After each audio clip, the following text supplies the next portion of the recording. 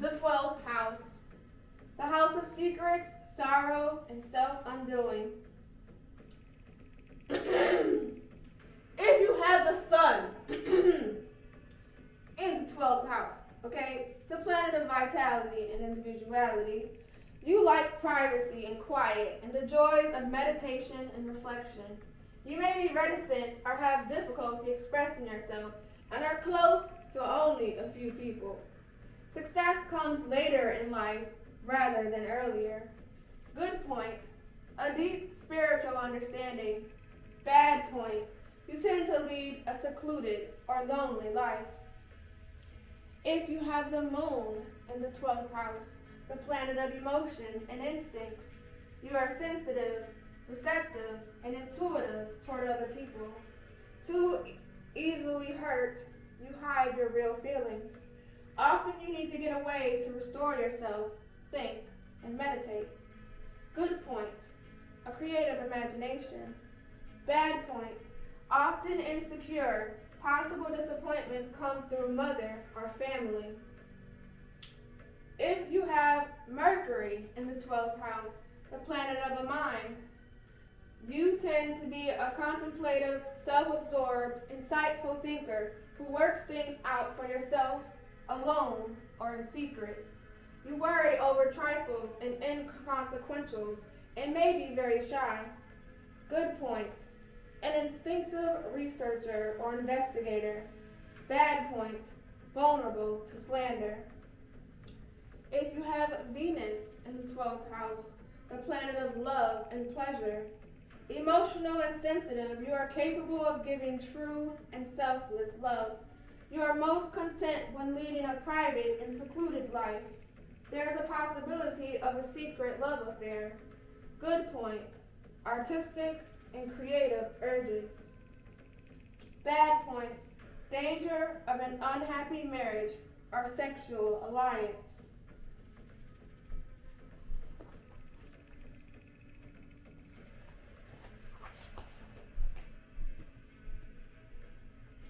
If you have Mars in the 12th house, the planet of energy and assertiveness, you keep your deep and vehement feelings secret from the world.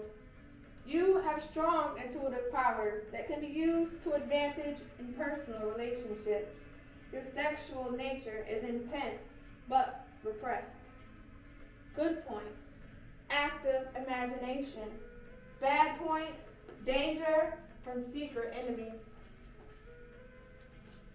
If you have Jupiter in the 12th house, planet of luck and expansion, you lean toward the spiritual or have an uplifting religious or philosophical faith. Your success and work helps or benefits others, and you are most attracted to medicine or social work. You also have a gift for producing inspired thoughts in seclusion. Good points. A compassionate and charitable nature.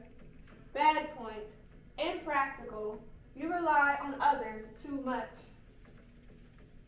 If you have Saturn in the 12th house, the planet of discipline and limitation, you are reserved, somewhat solitary or reclusive. You place limitations on yourself because of cautiousness or fear. You find it hard to share your feelings with others and may carry a secret sorrow with you. Good point. Successful when working alone and in seclusion. Bad point. Possibility of loneliness or isolation later in life. If you have Uranus in the 12th house, the planet of change and originality, you are very intuitive, perhaps psychic, and are attracted to unusual beliefs in religion or metaphysics. Your need to be independent in thought fights against limitations placed on you by others. During one period in your life, you may spend time alone in foreign countries or strange places. Good point. You are humanitarian and compassionate. Bad point. You are subject to sudden and unexpected adversaries. If you have a Neptune in the 12th house, the planet of spirituality and illusion. You are deep and sensitive and likely to possess a strong artistic bent. You prefer to work and live in a quiet atmosphere where you can create or meditate. There may be a mysterious or otherworldly quality to your personality. Good point, kind and helpful towards others. Bad point, afraid of life or harsh experiences.